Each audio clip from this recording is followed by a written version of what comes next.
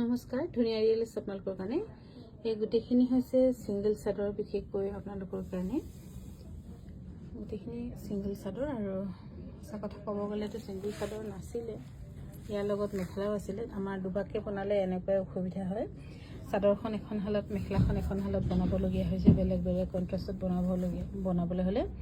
সেইকাৰণে মেখেলাখন বনোৱা নহ'ল আৰু নহ'ব, আৰু সেইটো কাৰণে আমি ভাবিলোঁ কি ছিংগল চাদৰকৈ বস্তু দিওঁ। ছিংগল চাদৰ আৰু ইয়াতে পটি লগোৱা থাকিব, কিন্তু খুব ধুনীয়া দিগ টচ বানি কেঁচা পাতৰ খুব ধুনীয়া এইখন চাদৰ। আপোনালোকে একো হ'লে নিমিলে বুলি ভাবিলোঁ যদি টচৰ উকা মেখেলা আছে বা মুগাৰ উকা মেখেলাত মিলাই পিন্ধিব পাৰিব। এইখন হৈছে ৩,৮৫০ টকা, ধুনীয়াকৈ চিলাই কৰি ৰেডি টু ৱেৰ কৰি দিয়া হ'ব। ইয়াৰ একটাই অপশ্যন থাকিব যে কিবা এটা মিলাই কি চিন্তা কৰিম, কেনেকৈ পিন্ধিম বুলি ভাবিলে টচৰ উকাৰ লগত পিন্ধিব পাৰিব। কিন্তু আপোনালোকৰ যদি এনেকুৱা প্লেইন কাৰোবাৰ পাটৰ মেখেলা আছে বা কিবা কাঞ্জীবৰমৰ কিবা কাপোৰ কিনি থোৱা আছে, তেনেকৈ একো পিন্ধিব পাৰিব আৰু গিফ্টৰ কাৰণেও ভাল হ'ব। কিন্তু গিফ্টৰ কাৰণে হয়তো অলপ বেছি দাম হৈ যাব পাৰে। ৩,৮৫০ টকা ল'ব পাৰিব, ৰেডি টু ৱেৰ থাকিব।